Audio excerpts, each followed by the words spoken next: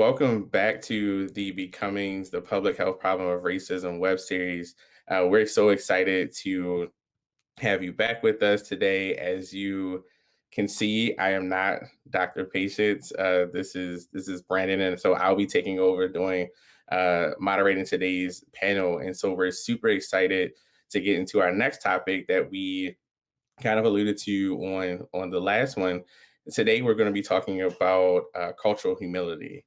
And so as a piece of this, we're going to be talking about this and what this means for people of color, for the BIPOC community, and really breaking down like what does this term mean. So this is a hot button issue, a phrase that has been tossed around so much within the field and within therapeutic settings. But we're going to dive into today the importance of what this means in the therapeutic process for individuals of color. And as we break this down and decide to really dig into this deeper, we really want to get into why is this important? What does it really mean? We've heard competency for so many years. When did the shift happen to cultural humility, and what's the difference? And so today we're going to break this down with our lovely guests. And so at this point I am going to jump on and bring my guest on and have them introduce themselves. And so I will start with Dr. Kizzy Pittrell. Thank you, Brandon, for the invitation to the webinar. I'm Dr. Kizzy Pittrell. I'm a licensed mental health counselor in the state of Maryland. I've been practicing therapy for about 14 or 15 years now. And I've kind of worked in pretty much a lot of different areas in the realm of therapy. So I started off with children and adolescents. Then I went into working with teens and in the juvenile justice system, and also teens who were in the substance abuse treatment system. And in the last few years, I've been in private practice. So I am now in private practice, group practice. So I supervise interns and new therapists, LGPCs. And I also recently established a psychiatric rehabilitation program in Baltimore County. We serve residents in Baltimore City and Baltimore County. And what PRP programs do, they really support the psychosocial needs of families, adolescents, and adults. And so that's what we do. We really try to support those extra needs that people tend to not have or lack in order for them to obtain therapy and to be committed to engage in therapy. And in addition to that, we're just currently waiting on licensure to become fully licensed as a outpatient substance abuse program. Thank you again. That's exciting. So that's great. Thank you. Great work. And so we're excited to have you on and bringing your expertise here as well. And we also have Janelle Cubbage. And so Janelle, could you introduce yourself? Sure. Thank you. Thank you for having me. My name is Janelle Cubbage, and I am a licensed clinical professional counselor here in the state of Maryland. I completed my clinical training working with adults who were incarcerated, and I started my career in juvenile justice. I then moved into the suicide prevention field, so I currently work full-time as a suicidologist at the state level, and I also work part-time in private practice, providing therapy to adults, primarily treating trauma, depression, and anxiety disorders. So thank you for having me. Thank you for being on, and both of you all have amazing expertise in the areas in which you cover. And so we want to have this conversation today and really drill into this. And so as we open up this conversation, let's go ahead and start to define like cultural humility, and especially the difference between cultural humility and cultural competency. For years, that's been like the gold standard. Like you have to include some nugget somewhere in your training or in your practice around cultural competency. Could you all kind of break down like what's the difference between the two? Like what makes cultural humility different from cultural competency? Sure, I'll start, Janelle, if you're okay with that. And you're right, Brandon, and I'm sure Janelle can attest, from probably undergrad on up to graduate school, even up into my doctoral program and beyond, cultural competency was like the trending word that, that's what we are achieving to have. But over the years, I've learned that it's a little bit more than just being competent. And it's different. It encompasses something different than humility. So just to be kind of short and sweet, competency is more like a discrete endpoint. So what cultural competency does, it basically stresses to the provider that they need to have this, established set of knowledge and awareness of a culture that they may not even belong to, as opposed to cultural humility, which, if you break it down, it really just means self humility. And the difference between humility, cultural humility, and competency, from what I see, is that cultural humility is a lifelong learning process, whereas cultural competency, at least from what we were trained to believe and think, it's like this endpoint. Like, we need to have these established this established foundation of norms, beliefs, values, and awareness of another person's culture. But cultural humility means, okay, that's great. We do need all of that as, competent professional counselors and social workers and mental health professionals. Yes, we need to understand and be able to empathize and understand people's norms and ways of doing things. But it's an ongoing process. It just doesn't start and stop. And so it's an ongoing commitment to actively just engage with your client or your clients, the ongoing process and lifelong process of learning about not only their culture but also yourself. Because keep in mind, when you're in this therapeutic arrangement, it's about your client, yes, but it's also about you. You're also learning as well. And so instead of just kind of looking at competency as, okay, I need to know about, be aware, mindful of these things with this other person's culture, humility really refers to the fact that, yes, I need to be aware of that, but I also need to actively be committed to it, and also checking myself and understanding if I'm engaging properly, if there's any, conflict in what I'm seeing and what I believe. So that's my kind of short and sweet summary of the difference between the two. I agree with everything that Dr. Pittrell has said. I would add that one of the issues around competency, like she said, is that it's seen as this endpoint, something that I can achieve and no longer need to work towards. I would also question, if we are learning about cultures that we are not a part of, can we truly achieve competence in that culture? And I think addressing culture as a competency that can be obtained um, creates the problem of addressing cultures as monoliths, which is really problematic. So, something I remember in textbooks, and I even see current examples being shared on social media by people of various professional backgrounds, are these questions that are really shocking and jarring to see in 2020, 2021, making assumptions about someone because of their race, ethnicity, or cultural background, that is somehow a blanket statement. I remember in my diversity class that I had to take, um, Asians being addressed as a whole group, which is problematic because there are so many different cultures within that race and ethnicity. Um, that you were learning about different customs. Like, I remember one of the things we were taught is that a client who is Asian might not look you directly in the eyes. I don't think that's applicable for all people who identify as Asian.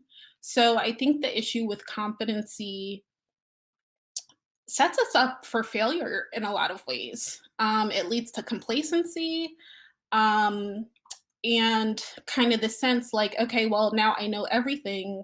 You really don't. Um, and I think that would just create a lot of issues if someone were challenged by the things that they think they know because they think that they're competent in it.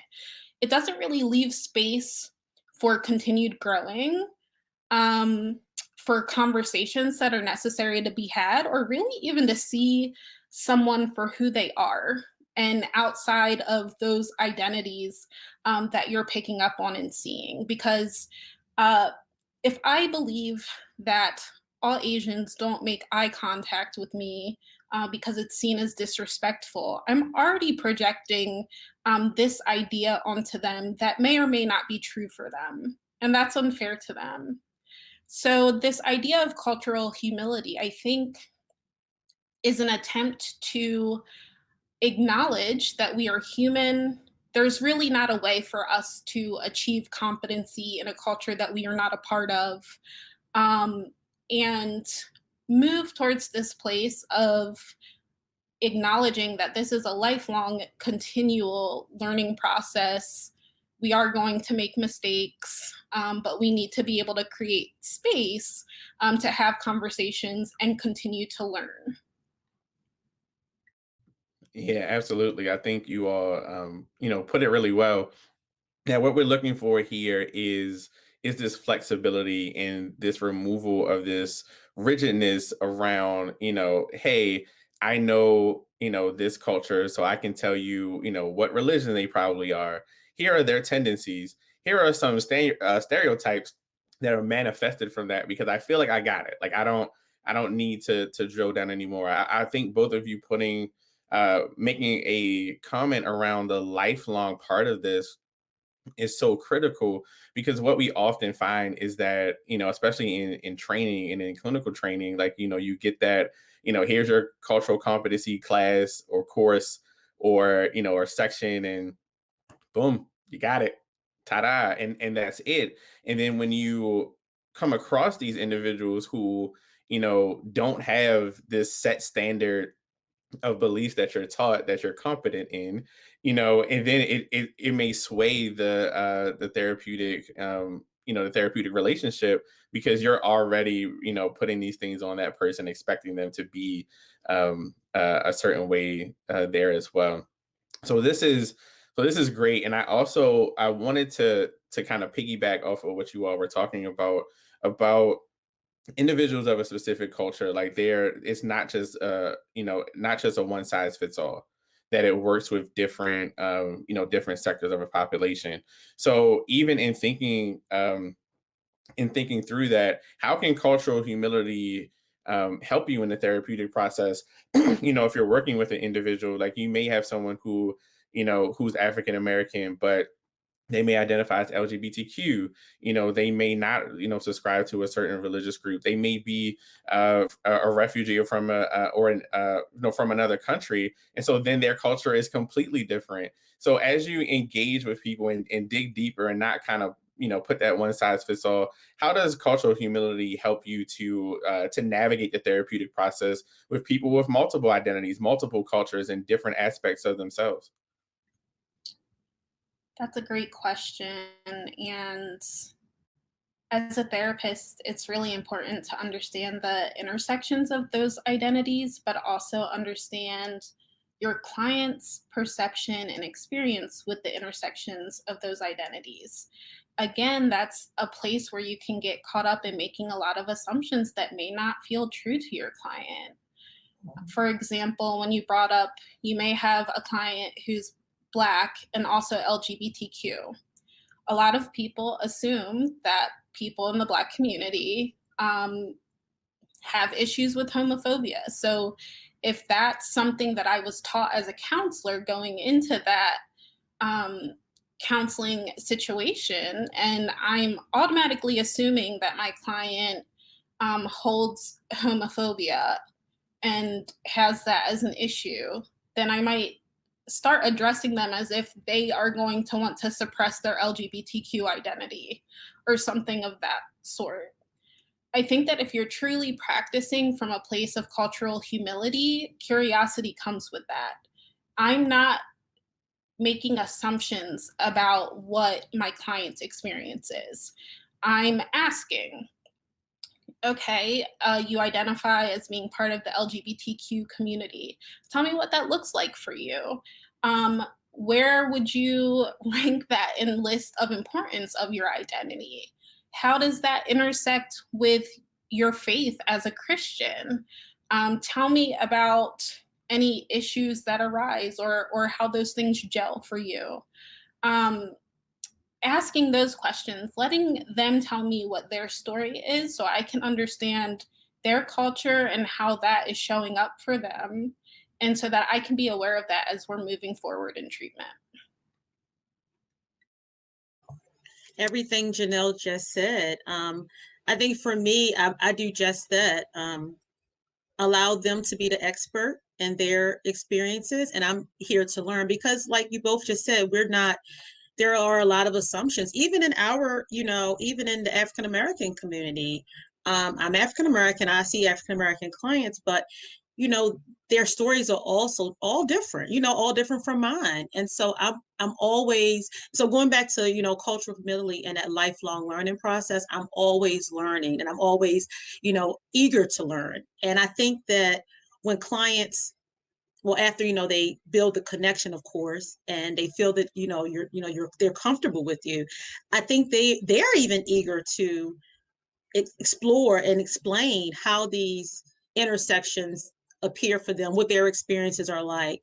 And they see me as the therapist, like, and I'm very transparent with my clients. If I don't know, I'll ask, and I will apologize for my lack of knowledge or information, but I want to know more. And it's funny you guys brought that example up, because I actually had a client that was just that: African American male, gay, successful.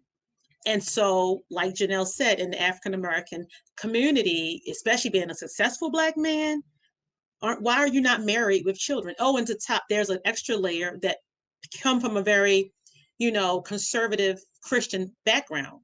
So parents and substance use, that was also added in there. So this man had like several different layers to him. And, it was challenging to peel back those layers, but it also just informed me of how one individual can have all of those different layers and how that has impacted his ongoing substance use, because he can't go back to his parents and talk about what he's doing. And he can't really engage with his, lawyer friends and colleagues because, they may be homophobic. And here I am, a gay male. So it's very important to continue, like, just it's ongoing learning. It's a lifelong, learning process. For the counselor and for the therapist. So Yeah, go ahead, Janelle. I also think not making assumptions conveys care and is really essential to rapport building, because you're taking the effort to truly understand the client for who they are. So I do think that this is essential in terms of having and building an effective therapeutic relationship. I mean, arguably, regardless of the theoretical orientation or interventions that we use, the biggest impact in therapy is attributable to the therapeutic relationship. So, cultural humility is essential for successful therapy. That's a great point, and I want to flow with that really quickly because both of you mentioned something in your responses. So both of you talked about mistakes. Both of you brought up, so, like, in this process, of having this cultural humility, like, that there may be mistakes in handling that. And so as a part of this, I wanted to throw this out to you all. In cultural competency, there's this rigidness of, if I make a mistake, it had to be something that I was taught something wrong. I had this. You're supposed to, have this. This is what I was taught. This is a part of your culture. And so it's kind of, harder to get around that. So with cultural humility, how does cultural humility help you all to, when you make a mistake, to kind of, keep that relationship and keep that therapeutic relationship going and continue to build rapport even after a mistake, or perhaps a bias or a preconceived notion about an individual because of their culture when that arises. I honestly don't see this as very different from me making another mistake in therapy. I am a human before I am a therapist. I am as fallible as anyone sitting across the couch from me. And I think what is important um, is, for me as a therapist, is not being right, it's providing safety. And for me to provide safety, if I mess up, then I have to own that and model that for my client, and m- go through the process of reconciling with them. And part of that is me taking accountability. It's not me blaming, well, I had poor training, or this is what I was taught. Like, what do you mean this isn't true for you? Are you sure that this isn't true for you? No, it's, I made an assumption about you, and I shouldn't have made an assumption about you. I should have given you the opportunity to tell me for yourself, and I should have heard you. And I am sorry that my assumption hurt you. So let's talk about what that was like for you. What can I do to try to build back the trust in this relationship and process it? Um, Mistakes happen in therapy. I was talking about this with a colleague the other day, um, about how we do want to be right if we're validating something for someone. And my colleague was talking about how she went to validate something for someone, and they said, "Yeah, no, that's not it for me." And she was like, "In wanting to be the good enough therapist, I really wanted to be right." And I was like, but you were right, and you were the good enough therapist because you created enough safety for your client to say, "No, that isn't true for me," instead of just agreeing with what you said because they were afraid to not agree with you or something like that. And I really see cultural humility in the same way. If I mess up, then I have to own that, and I want to talk to my client about it and hear about it and try to work through it. Yeah, that's actually, one of the important features, or well, one of the important areas of cultural humility is being able to be accountable and hold yourself accountable for, the mistakes or the assumptions and things like that.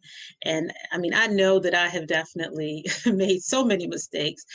But when what I always do though is I'll go back to my initial training of just building that therapeutic rapport when we first start, like, understanding, helping our clients to understand what they're saying, so we can both process it together. So if I to kind of figure out if I'm going in the right direction or not, and I'll just kind of always fall back on that, like, well, th- let me understand this. This is what you said. Is this right? Does this sound right to you? Is this correct? And that way they can affirm or deny, like, oh yeah, that is how I'm feeling, or no, that's not where I am, or not what I, said. So I think that, like Janelle said, being able to own up to that is a big part of humility, cultural humility, self, humility, because we all are human, and we all, make mistakes, and we'll make mistakes. And I'm sure I'm going to continue to make mistakes, but, owning up to that. And I think when we can do that in a way, our clients see us as, I mean, because they already come in seeing us as these experts. So I think it really breaks that barrier as well, from, oh my God, this is the expert. And maybe I don't want to, disclose all of this. Maybe I want to disclose a little bit because I don't know what they're going to think about me. Because they think those things. They think that we're, thinking these things about them. So I think it definitely breaks that barrier of, this whole power dynamic too. Like, they see us as human, and that we are, human with just training and some expertise and experience. So Absolutely. And, at the end of the day, we're all human trying to get better. And I think the breakdown of that power dynamic is definitely key. And so, in thinking through therapy, like there are a couple aspects of this, especially with as we talk about, especially in the African American community, especially as we look at the number of clinicians that we have who are Black. That number is disproportionately low, not even close to where it needs to be to meet the need. There's still so many people who are looking, trying to find therapy. And so what we know, and we know this from literature and things, is that when Black people go to therapy, if they go to a Black therapist, they have better outcomes. And so as a piece of that, I wanted to hear about this from you all. How do you see that working, and how does your cultural humility and some aspects of shared culture, how does that help to kind of reinforce the therapeutic process for you all and your experiences? I think for me, it's the connection. And I've even had clients come in the door and just say there wasn't a connection with this other therapist. Um, yeah, I didn't, or it's a male or white male or white female, and there's no connection there. I need somebody that can relate to me in some way, shape, or form. So for me, it's always about the connection, and building that therapeutic rapport or alliance.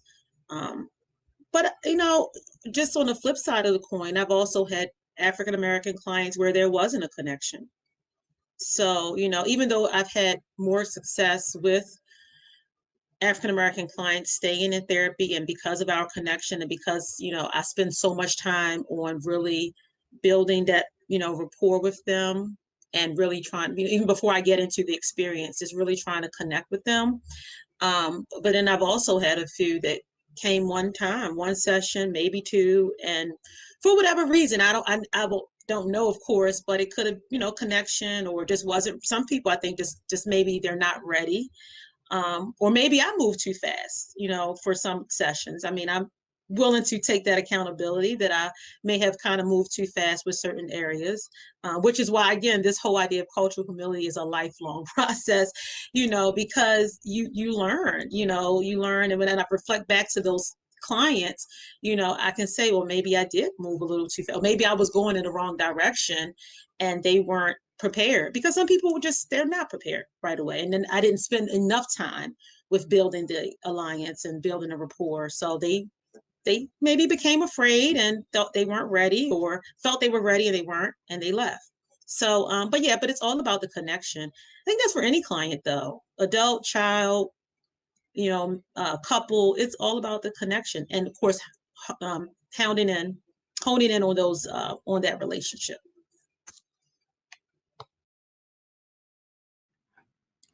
I would definitely echo what Dr. Pittrell said. It's about the connection. I mean, I trust in the research about Black clients having better outcomes with Black therapists. I will say, don't let that discourage you from seeking services if you really need them. I alone this week probably got 15 referrals, and I'm booked solid, and it pains me to have to turn people away. But I also don't want them sitting on my wait list for who knows how long, when they could get connected with someone that they could potentially also do good work with. But I think, yeah, there's just this level of comfort, even though we are not a monolith, even though we have different experiences, there are still just things that we connect on. My clients not needing to question whether they can show up in their telehealth session with their bonnet on. I don't care. They know I'm not going to question them or say something about it. If they change their hairstyle often, it's not going to be a point of me pointing it out and like questioning and, oh, is your hair real, and this, that, and the other. Because I get it. it's something that we can connect on. And I think those small things are really important. And I would argue also that, from the clinician perspective, there's probably a sense of safety there too. Honestly, you know, especially in the last few years, working with clients who are not Black can be a little anxiety provoking at times because I don't know if a microaggression is going to be made towards me. I've had my credentials questioned, my education questioned, um, or if someone's going to express racism towards me. So, you know, especially I think with the national discourse going on over the past year, um, having a client who is also Black kind of gives me a sense of safety as a clinician. And I think when the clinician feels safe, we do better work. We're more authentic. We're able to show up more.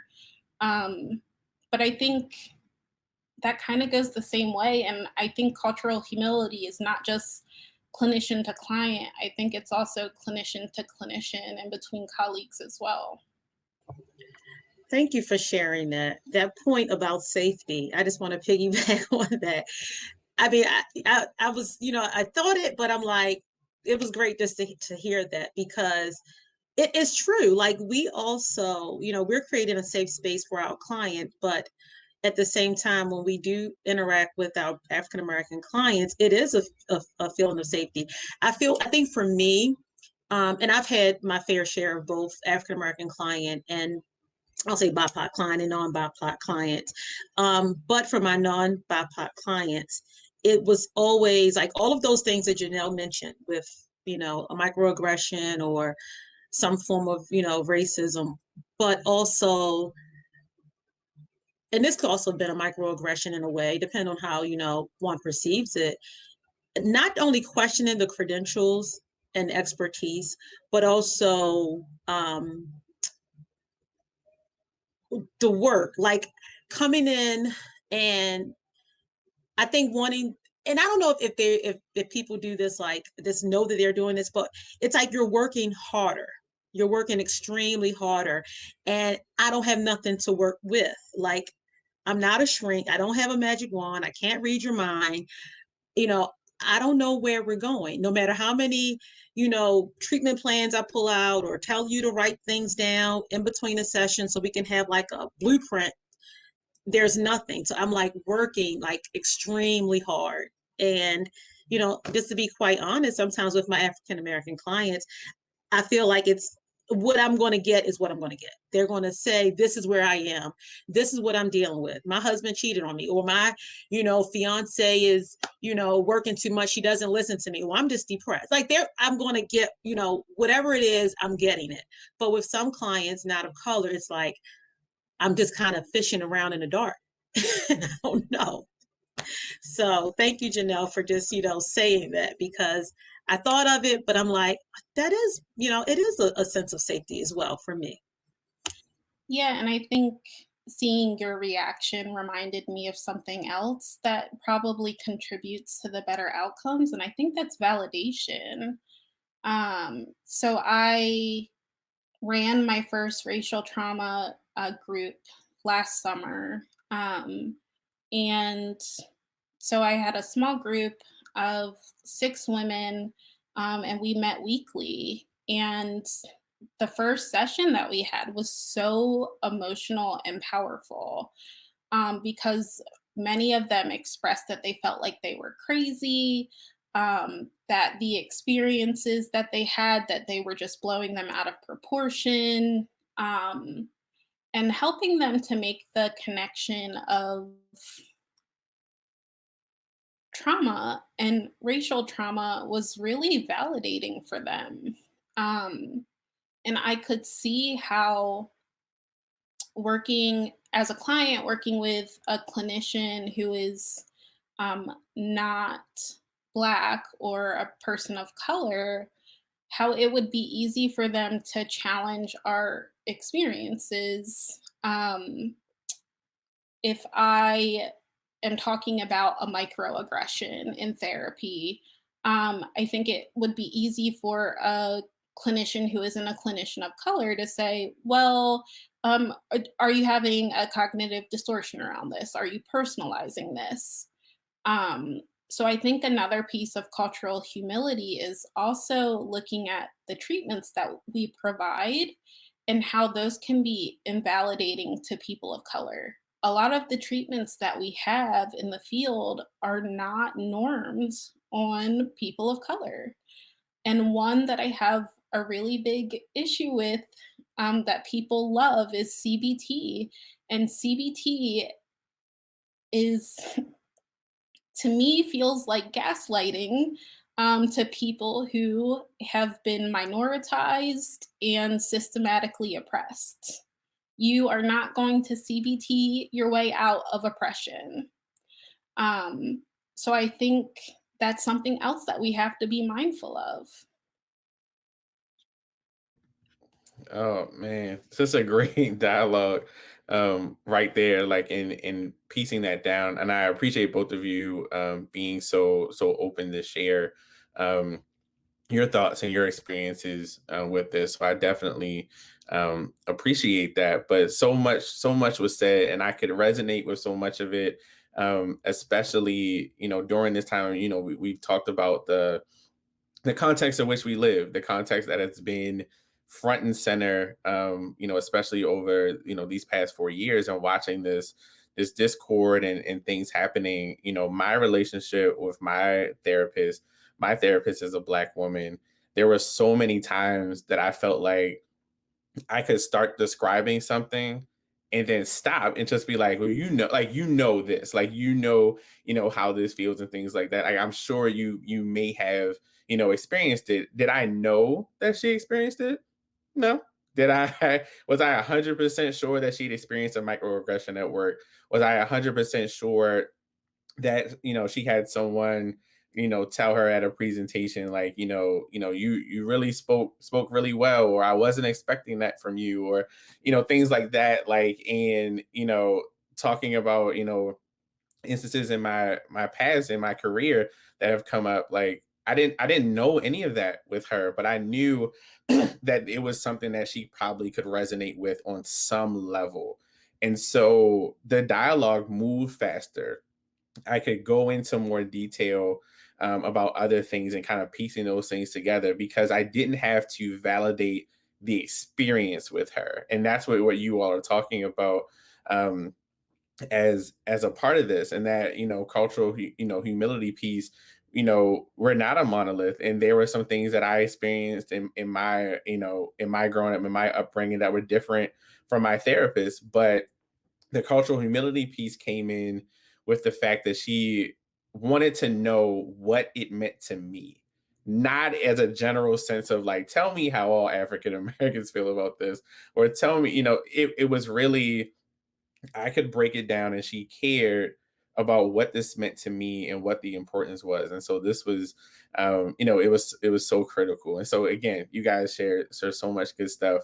You brought up a really good point, Mhm. that I think it's important that we touch on too, is that there is a fine line between exploration and placing the burden on your client to educate you. Um, Exploring their identities and what that's like for them and gathering that information is appropriate, but anything beyond that, you expecting them to educate you on anti-racism or whatever the case may be, that is not their job. They are paying you. Like, that is their time, that is their space. And I unfortunately have heard stories of that happening, and it's inappropriate. It's not okay.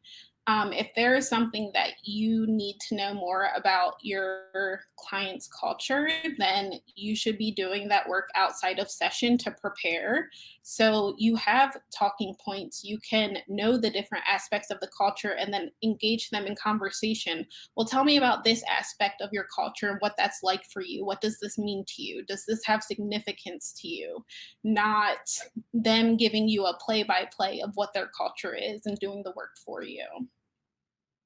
I've also seen that play out in organizations too, Janelle, where yeah, actually, over the course of this whole thing that happened in the spring with George Floyd and Ahmaud Arbery and Breonna Taylor, where organizations weren't addressing, I know of one that wasn't addressing these things. They addressed the pandemic perfectly, but when those things happened, didn't address them. And the majority of your staff are African American therapists, and you work with the majority African American clients that you're billing their medical assistants to see.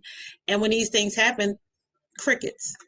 And then now we want to have a diversity and inclusion program and training, and we want people on board, and and now educate us, therapists, Black therapists, about your experiences, because there's no such thing as Google, I guess. So there's no such thing as research. But yeah, but it does happen in organizations too. So not just in the therapy room, it does happen. And not even like a therapy organization, but I've heard of it happening in other organizations, working in banking, from my clients, of course, where these things aren't addressed. And now they want to start these diversity and inclusion groups and programs. And who's on the team? Like 5 Black people and 1 white person. So yeah, thought I'd throw that out there as well. Yeah, I agree. It is not just individual interactions, it's not just dyads. Cultural humility is also organizational. If the organization is not pushing that as a tenet of their mission and their values, then it's going to be really hard to hold individual practitioners accountable to doing that in their practice too. And, you know, I experienced that over the past year too. Some really disheartening experiences. I was in a peer supervision group, and it was right after George Floyd, and it was the first time that our clinical supervisor had asked me and the other one of her other LGs, who also is a Black woman, how we were, and we were honest. This is hard. We are going through trauma right now. The majority of our caseload are people who look like us, and we're processing trauma with them as it's happening to us. And then we're turning around to clients who hold privilege based on different identities. And it's hard to switch up from something so heavy to something that at times feels so minimal in comparison. And we also talked about the burden being placed on us of all of the white people in our lives reaching out to us. Can you educate me? Please tell me if I ever do anything to you. Have I ever said anything to you that was like racist? Now's not the time. Like, I don't have the emotional capacity to hold your guilt. I don't. And I don't have the capacity to do the work for you. We were very upfront about it. And we had a colleague who was a white woman who, at the end of the session, was like, yeah, Janelle, could you send me some resources that I could share with my client? And I was dumbfounded. And I took a breath and I was just like, hey, you just listened to me and our colleague talk about how much of a burden these requests are on us. I really want you to sit and reflect on what you just asked us. I said it like that and calm, because I know that I have to. And after that, our supervisor told me that I hurt her ego and I chastised her in the meeting.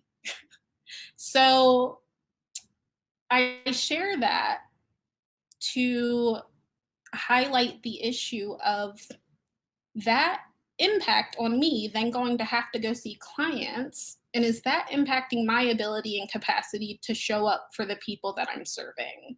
So it's not just individual interactions, it is also organizational and colleague to colleague. And unfortunately, some of the worst offenses that I've experienced have been from other colleagues.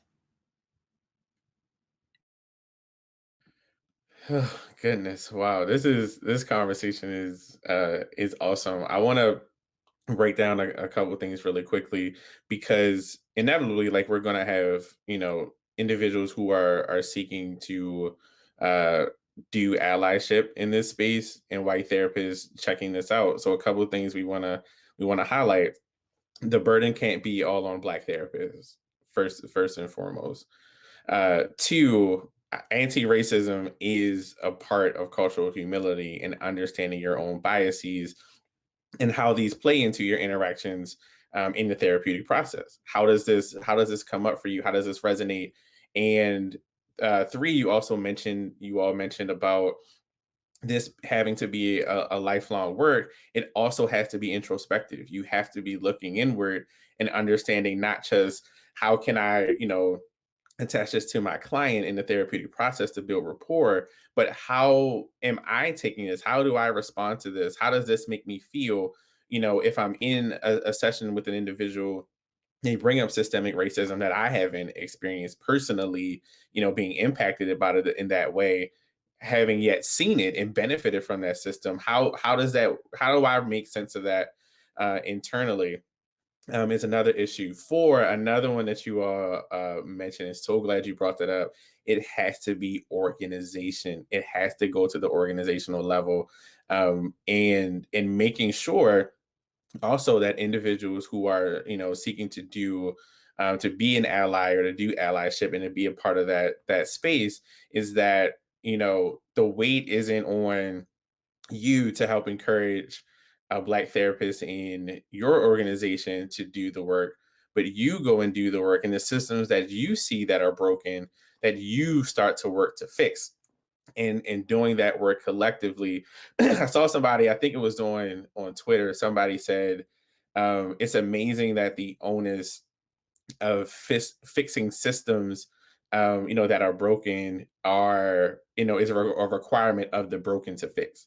It's the people who implemented these things who oftentimes have us try to do the emotional labor too of walking through how to fix it. And so it's so important to understand those things. So we definitely want our individuals and therapists seeking allyship, who are watching this, to take home those messages and start to incorporate those. Especially, I think a lot of it does happen, you have to do your own homework, but then the other part of it is changing those systems and making sure that other therapists that you work with are practicing cultural humility, that they're doing the work and doing that lifelong work and staying committed to it. So beyond kind of that training, that one size fits all training of cultural competency, but working to do cultural humility and making sure that that's a part of whatever system you're a part of. Let me Janelle, be go clear. ahead. Go ahead.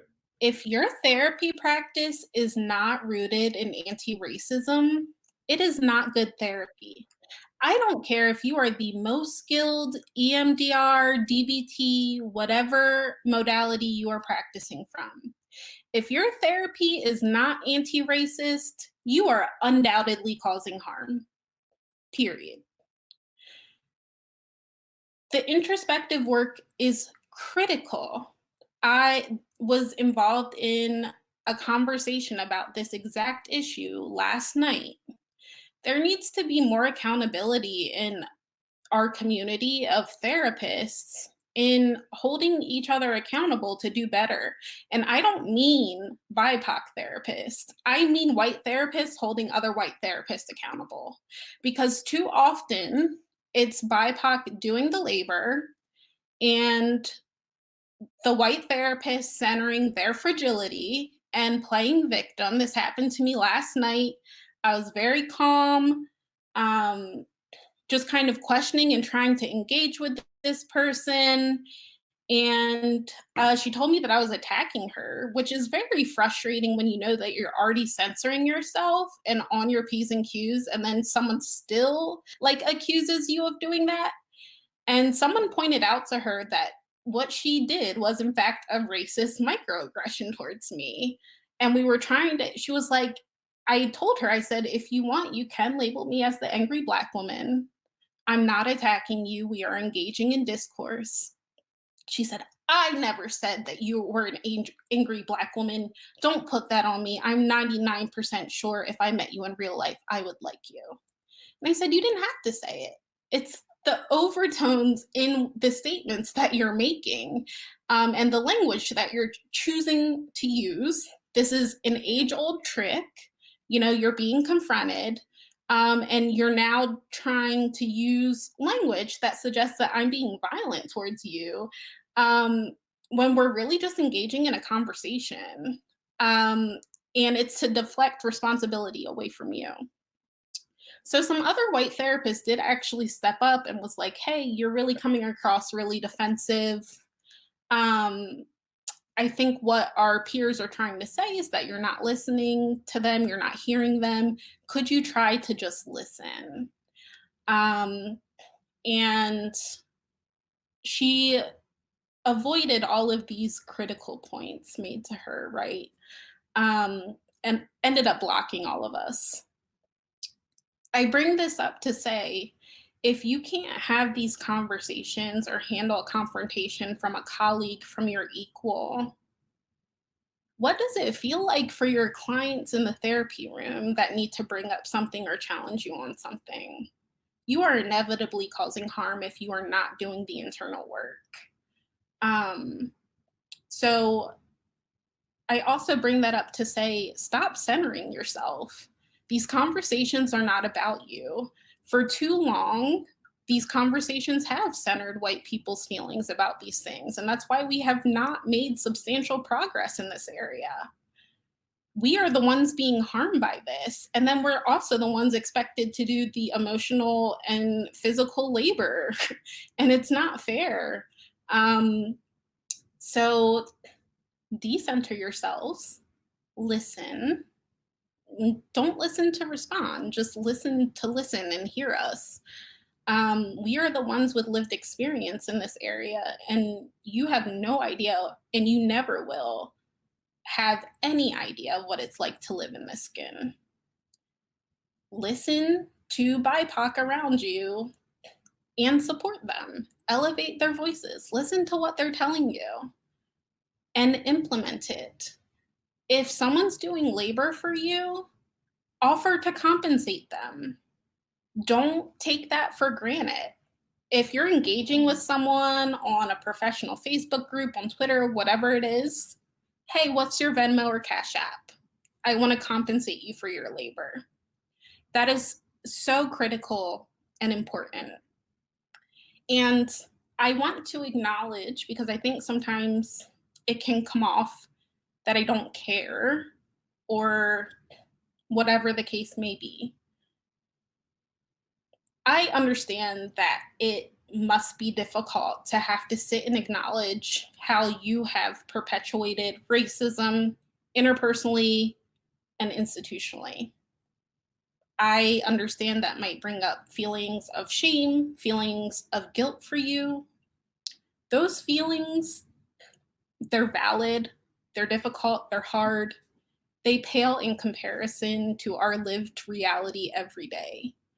And a lot of people don't have the capacity to hold that guilt and shame that you're experiencing. So don't burden us with that. That's not our responsibility, and it's unfair to do that. It doesn't mean we don't care, we don't know that it's hard, but that's not our responsibility. And just to add to the tip of that, those white therapists who remain silent because they want to not get involved or choose sides, you're just as guilty as those who directly exhibit microaggressions or micro insults, because that's a microaggression. It's just knowing that something is wrong and not doing something about it. If I, go outside and see someone being harmed, knowing that person, that victim is being harmed, I'm going to do something about it. I'm going to call the police or do something. So like the saying go, you see something, you say something. So by you just sitting there in your comfortable offices and just, you see it, you hear it, you talk to your colleagues. These are your people, and you don't do anything about it, you're just as guilty. I remember the agency I'd recently left, a couple of white therapists that I was supervising. I was a director of this clinic. They wanted to do something about it. They felt that the agency, and I gave them all, kudos to them, because they saw that the agency wasn't reacting and responding fast enough after the traumas that we witnessed with the murders of, George Floyd and Ahmaud Arbery and Breonna. So they wanted to do something. So my small unit gathered together, or attempted to gather together, all of their peers, and like our supervisors, a very small unit. I would say maybe about 12 therapists, maybe about 17 with the interns.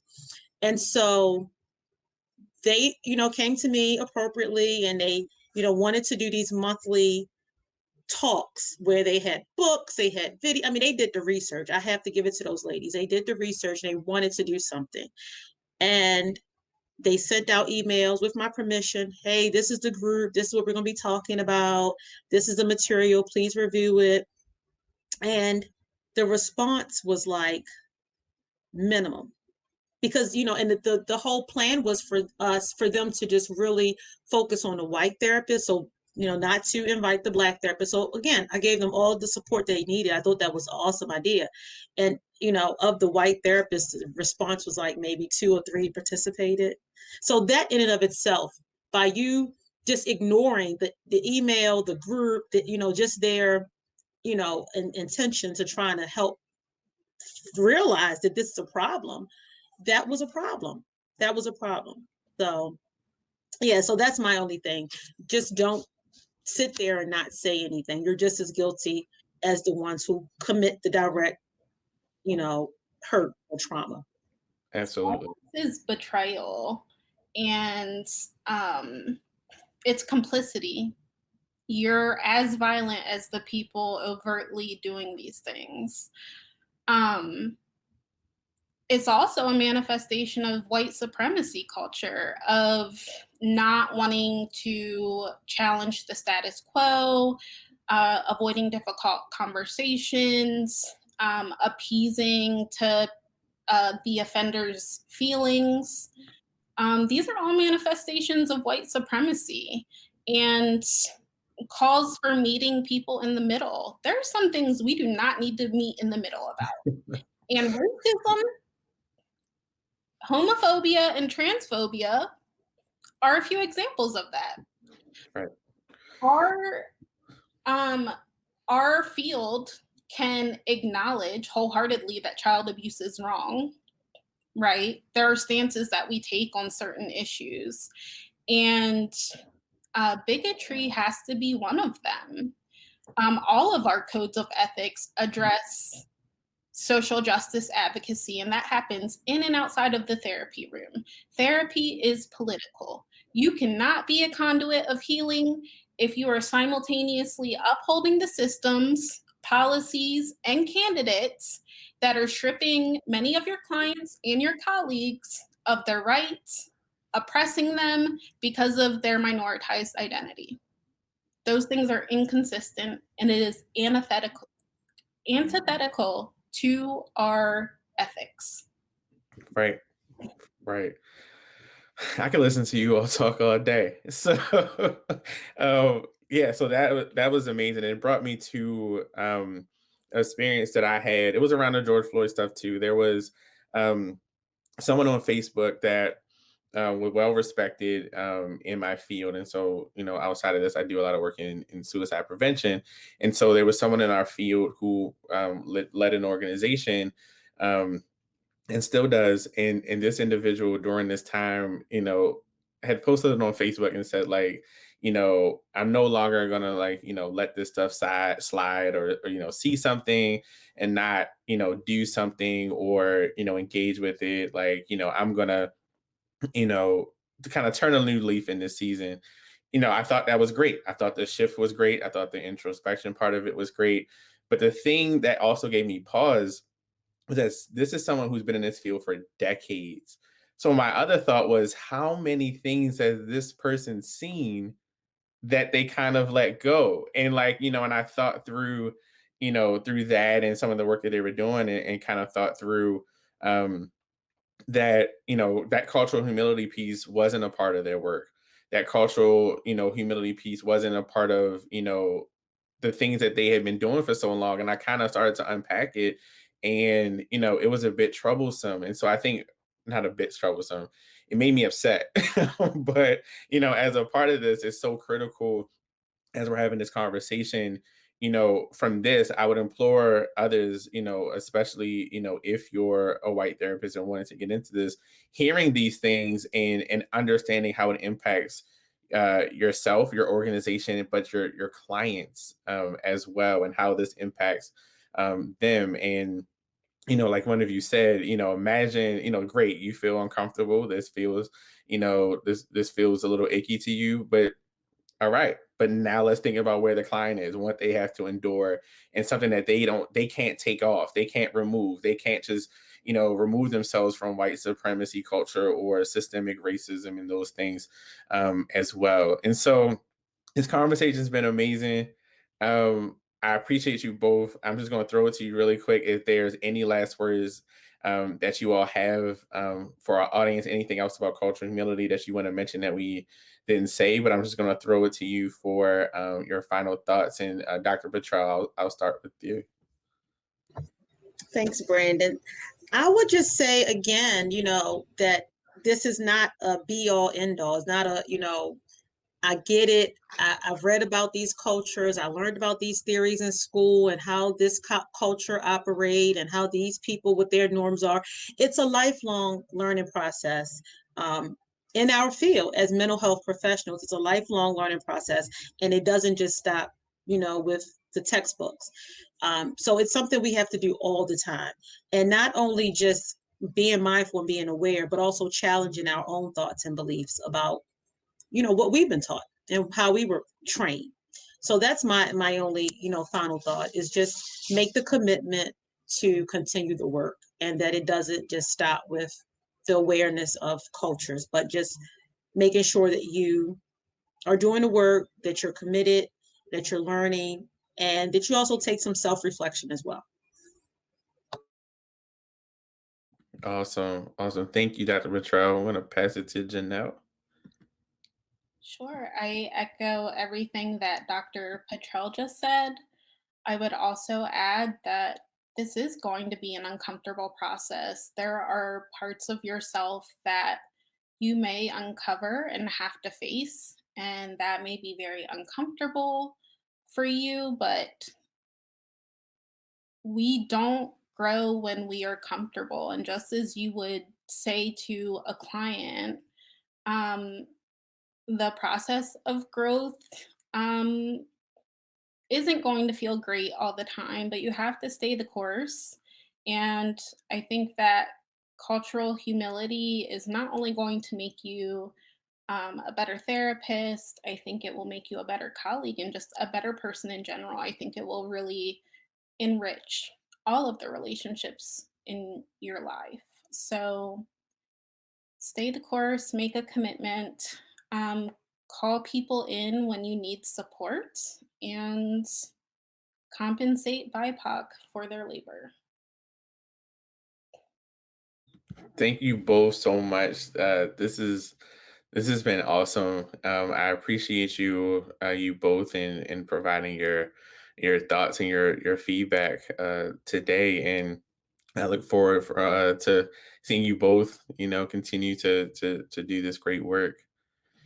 And so, on behalf of the Becoming, thank you for being a part of this. And we'll be back with our next episode on the public health problem of racism. Thank you so much.